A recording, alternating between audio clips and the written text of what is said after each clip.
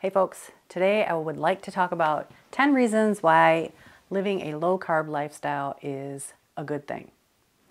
First, I'm going to do my personal 10 reasons, and then we're going to look and see what the internet, doctors, people that I follow, the experts say.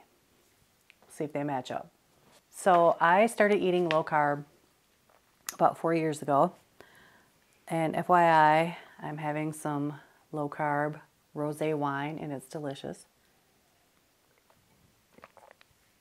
The very first changes that I saw were in my joints. So for me, and this is in no particular order, significant decrease in joint pain almost immediately, I would say within the first few days, and then over time, like joint pain is completely gone. I have no more joint pain at all unless I eat something that inflames me, and then I start to feel it in my hands. So that is one reason. The second thing that I noticed within a day or two, so you could say immediately, was my heartburn gone. Just like that. Gone. That was amazing because I was taking like Prilosec.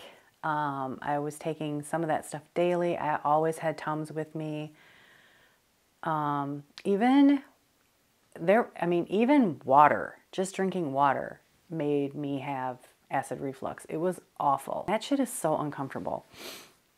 So that was gone almost immediately, and I was like, oh, I cannot even believe this. This is amazing. I was extremely happy.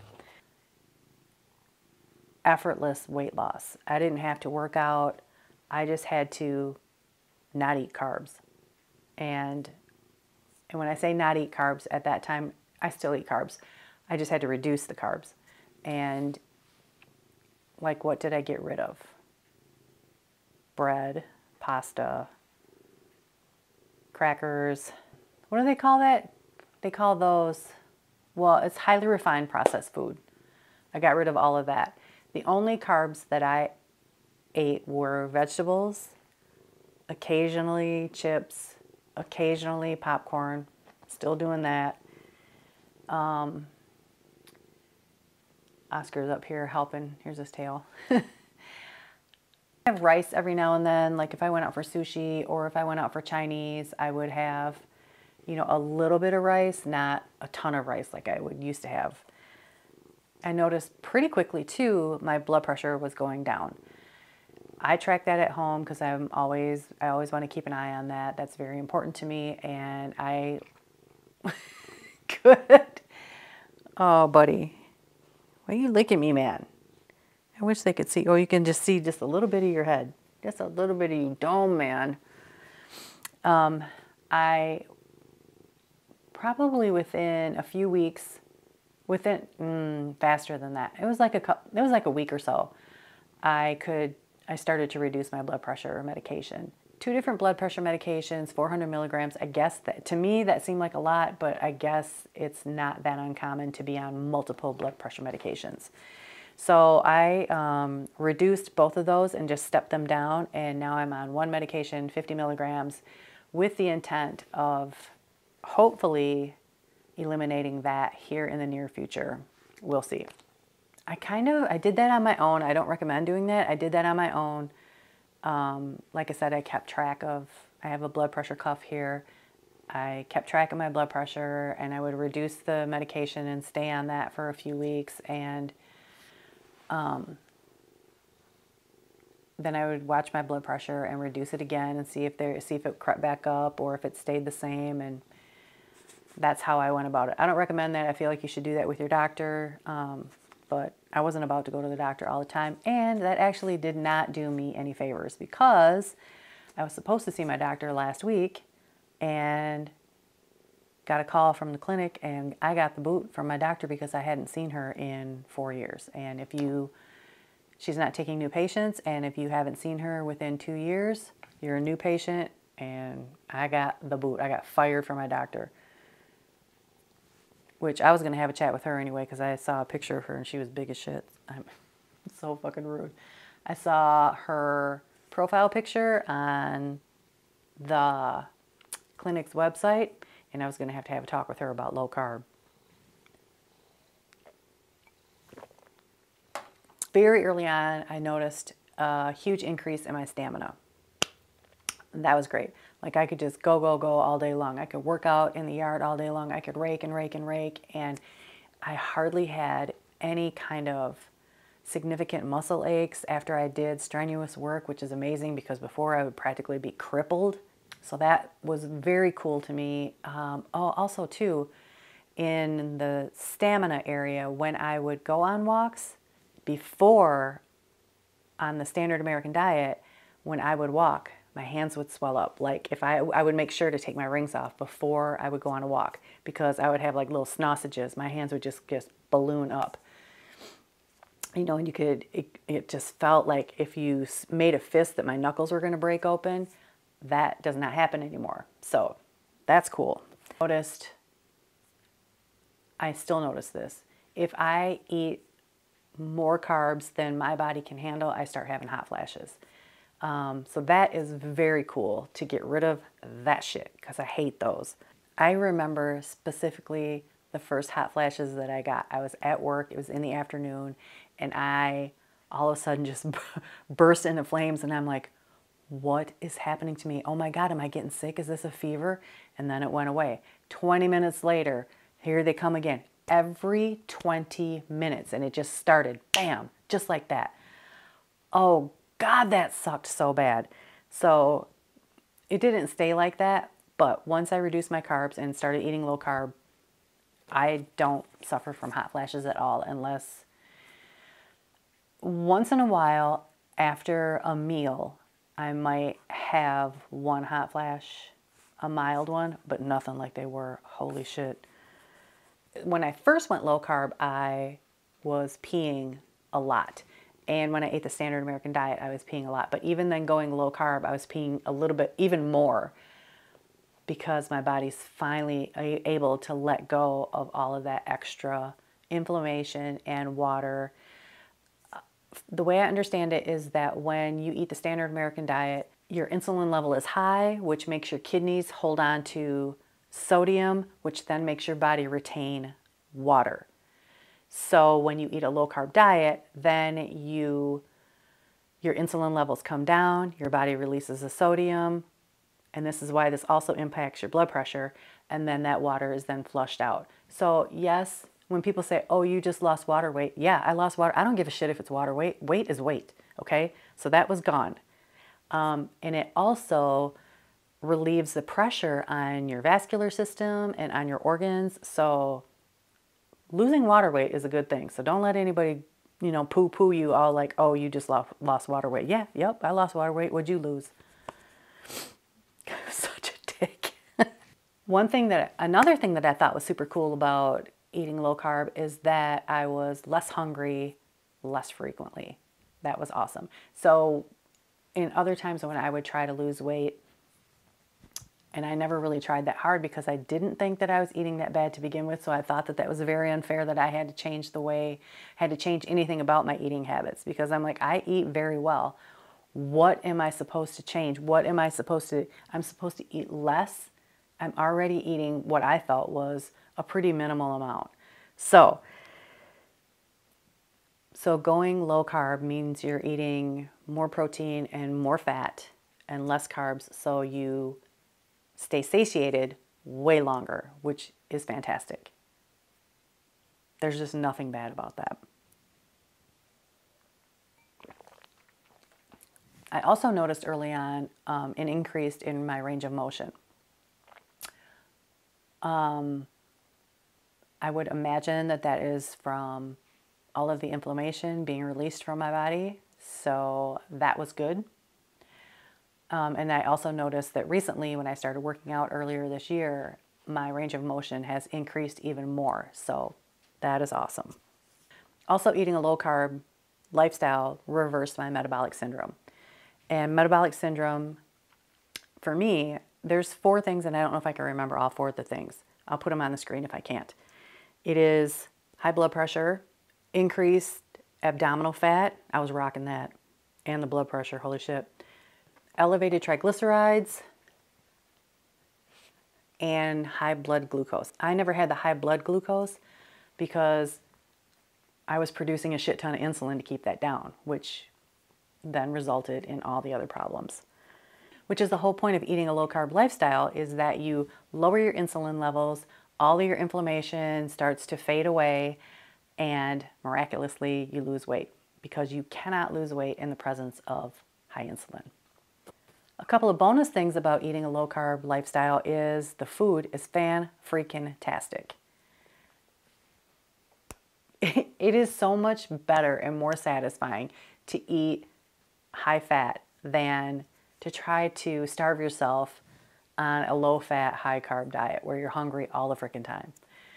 I find it enjoyable to try to customize my favorite recipes and make them keto-friendly. I understand that some people don't like that, but you can always just keep it very simple, which is because now it's getting nice out and I don't want to dink around in the kitchen. I don't mind doing that over the winter. Matter of fact, I love doing it over the winter. Cold, snowy days, I'm going to be in the kitchen, making soups or pot roasts or whatever.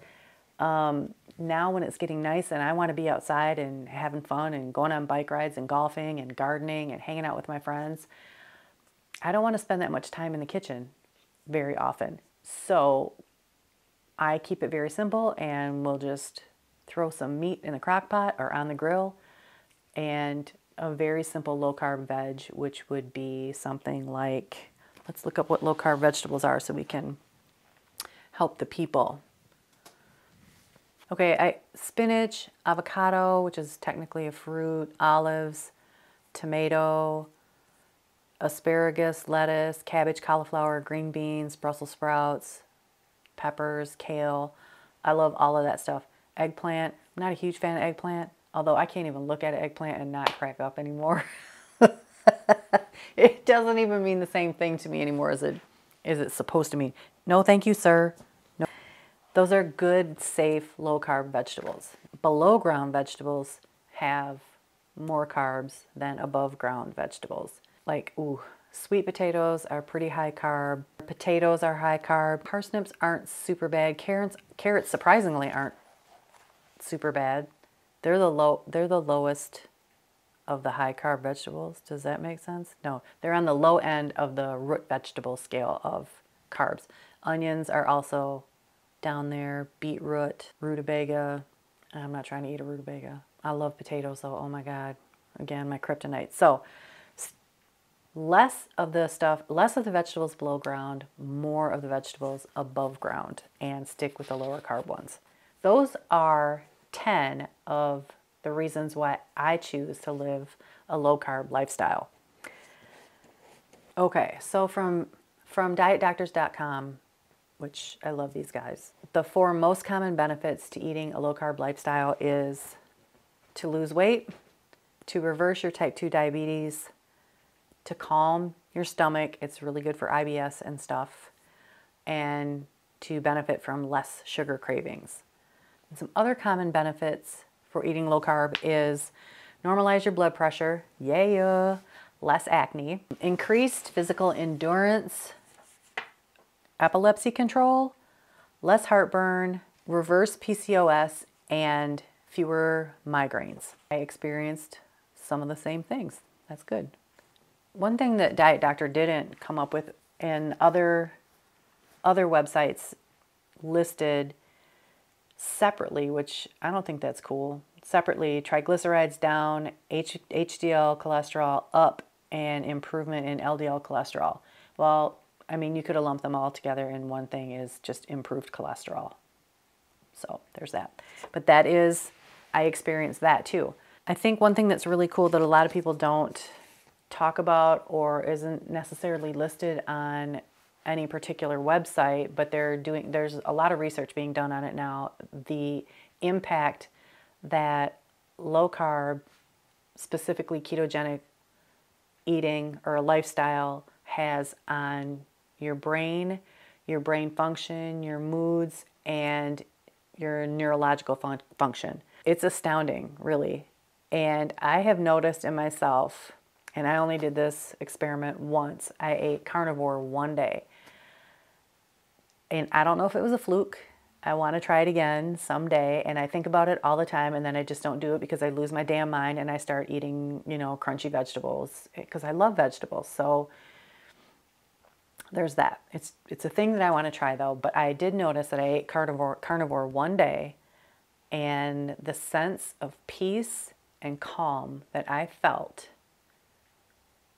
that day, like later on in that afternoon, like I would break my fast around 1 or 2 and then have had some carnivore meal, some meat for dinner. And then after that, sitting around kind of watching TV, I was like, I was astounded at how calm and peaceful I felt. Like almost like I had taken a Xanax, which I love.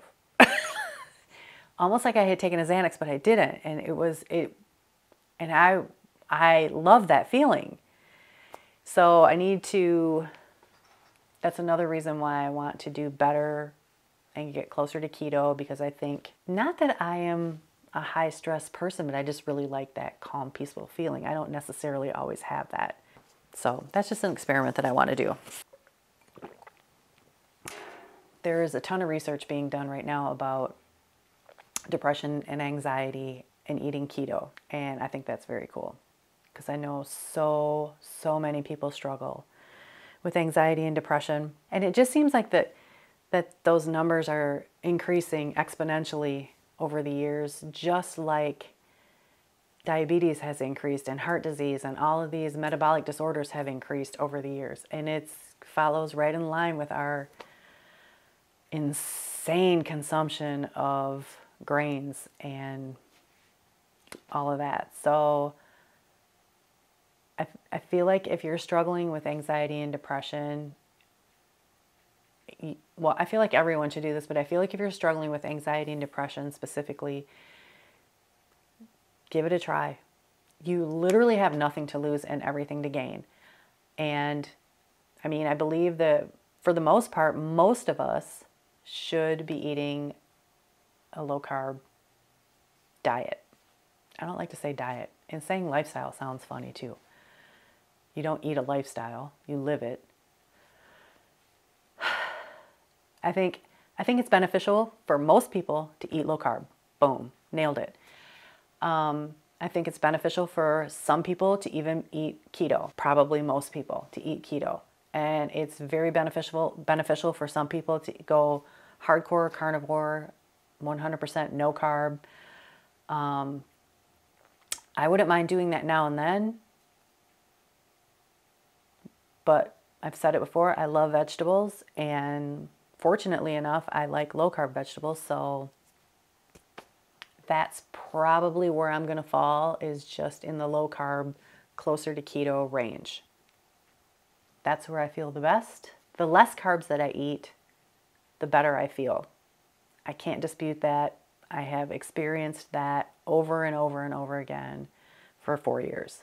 So it is my suggestion to you to give it a try, see how you feel. And that's the basis for my motto that I live by. Let food be thy medicine. And with that, peace, and I'll see you in the next video.